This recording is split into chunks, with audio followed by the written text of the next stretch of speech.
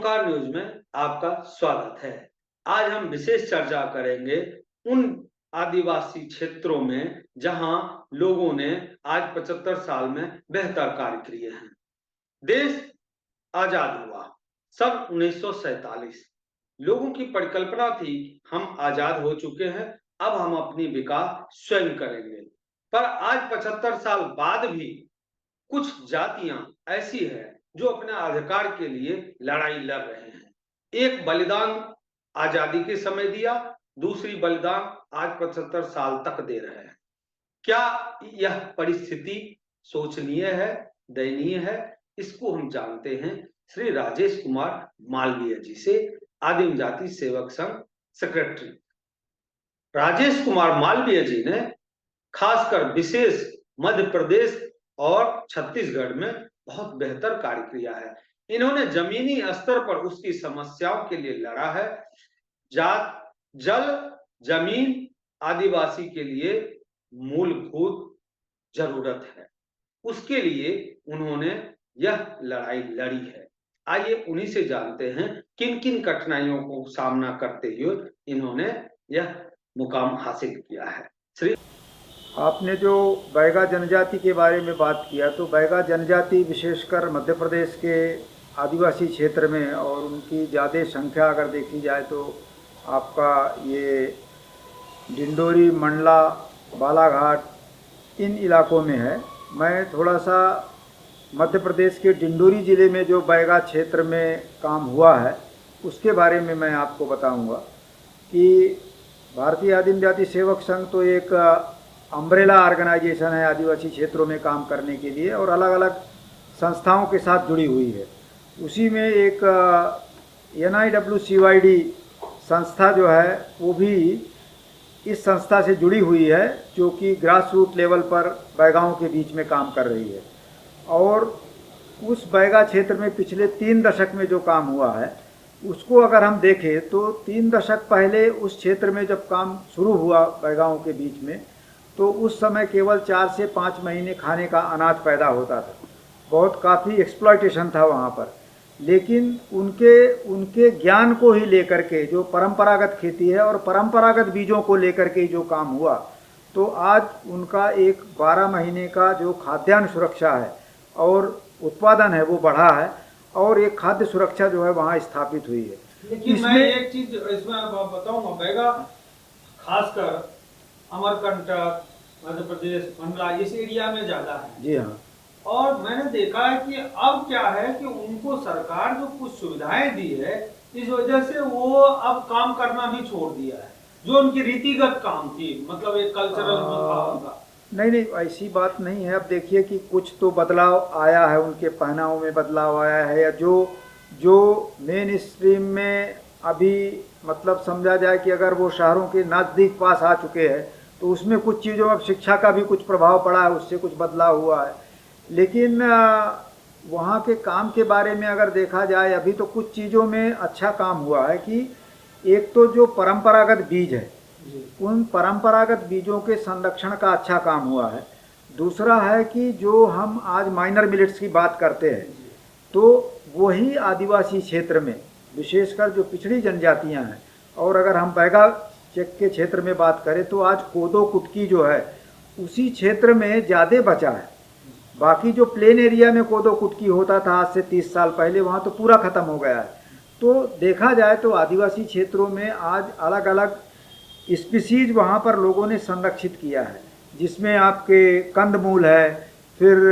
Creepers है, और जो बायोडाइवर्सिटी को की सुरक्षा उन्होंने किया है मतलब जंगल के अंदर,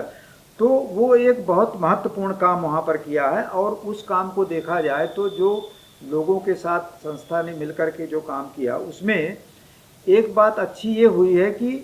देखिए वहाँ की एक महिला का मैं नाम बताऊंगा, जो बैगा महिला है उजियारो बाई, और वो पूनी गांव की रहने वाली है बैगा चेक में। और बैगा चेक जो है वो 52 विलेजेस का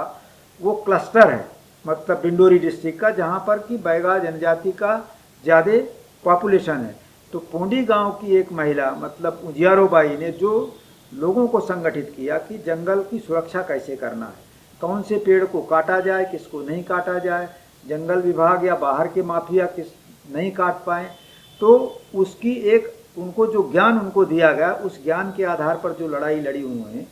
तो वो उजियारो बाई जो है दक्षिण अफ्रीका जा कर के आई, जो कि अनपढ़ पैगा महिला, और 1500 हेक्टेयर से ऊपर जंगल सुरक्षा में उसका बड़ा योगदान रहा।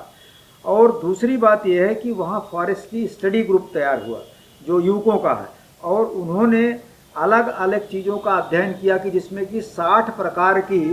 जो प्रजातियां हैं वहाँ पर, जो कि जंगल के पर्यावरण को भी सुरक्षित रखती है और उसके साथ साथ वो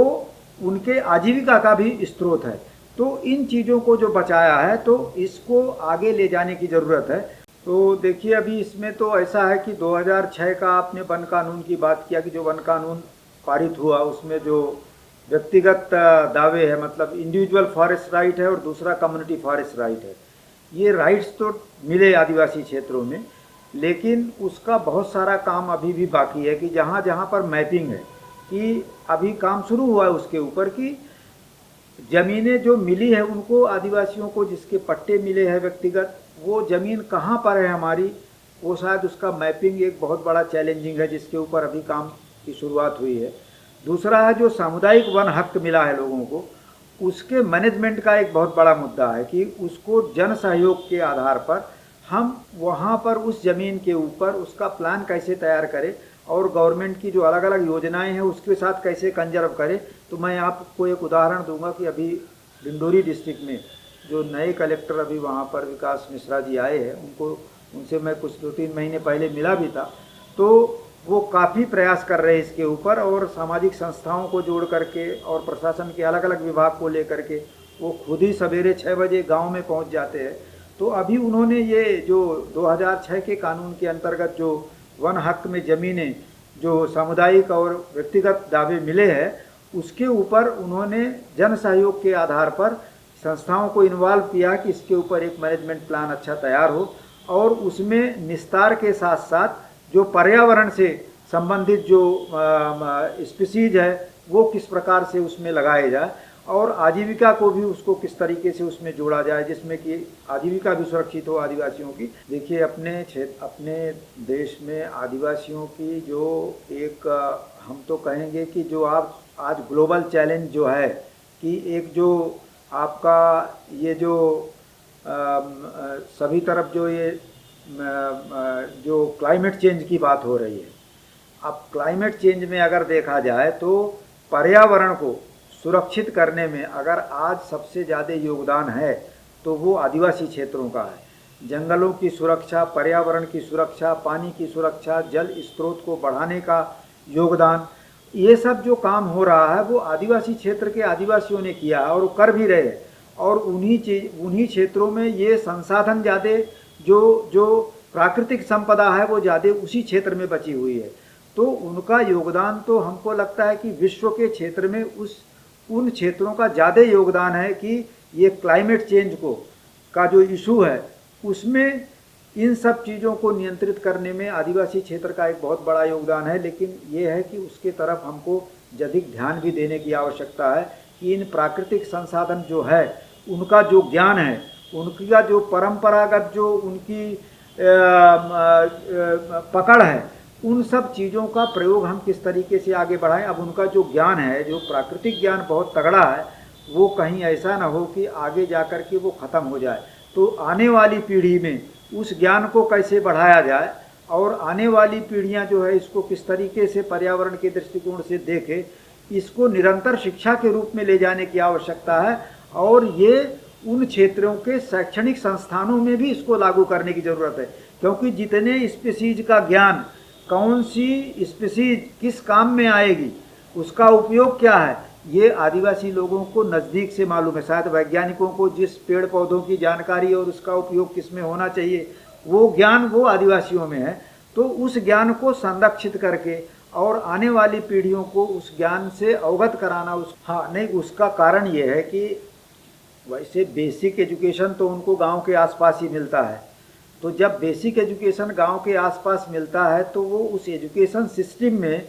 हमारी संपदा क्या है और हमारी ताकत क्या है, हमारी प्रकृति क्या है और इसका विश्व में योगदान क्या है, ये चीज़ को अगर हम शिक्षा के साथ जोड़े तो आने वाली पीढ़ी वहाँ से जो अपना एक संदेश लेके भले वो चली जाए, वो अंतर्राष्ट्रीय स्तर पर लोग जाएं, बैगा लोग राष्ट्रीय स्तर पर जाएं और जा भी रहे हैं वो अलग अलग क्षेत्रों में, तो लेकिन उनकी जो धरोहर है उस चीज़ को शायद वो नहीं भूलेंगे, तो उस ज्ञान को वो फिर से वापस जाके गांव के तरफ देखेंगे। विशेष प्रयास की ज़रूरत तो है उसमें, और वैसे ये सरकार भी काफ़ी मतलब इसमें योगदान दे रही है।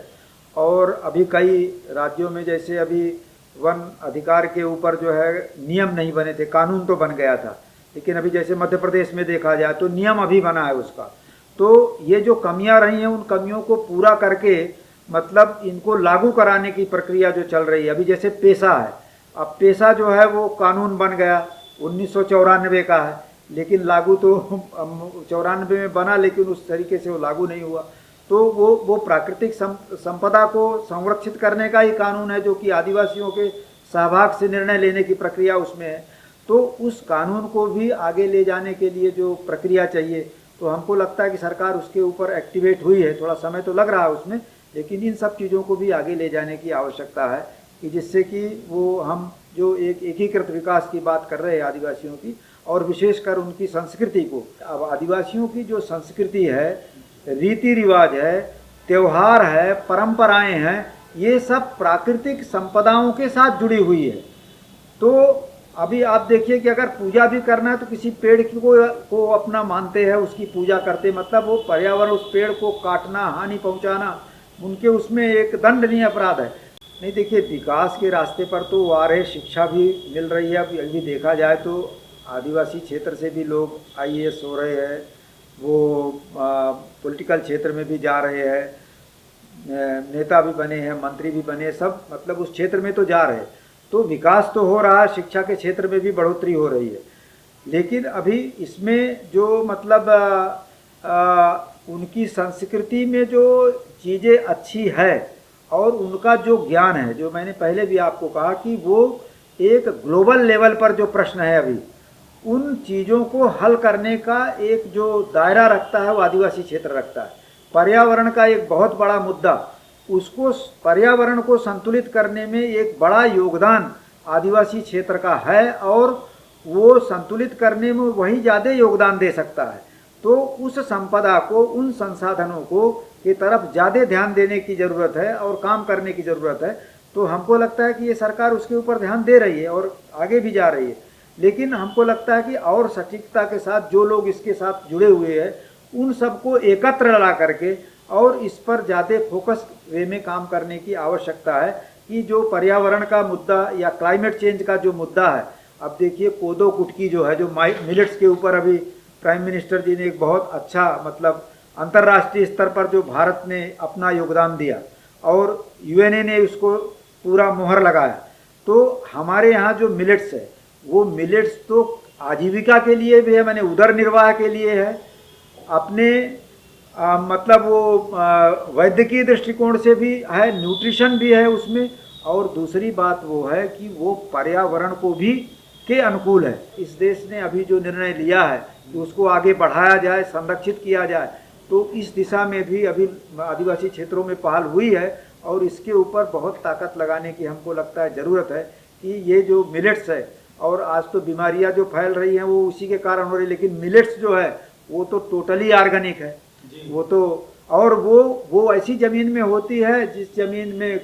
माने दूसरे कोई अनाज नहीं होता, और उसका मेडिसिनल वैल्यू है और उसका इन्वायरमेंटली भी मतलब वैल्यू है।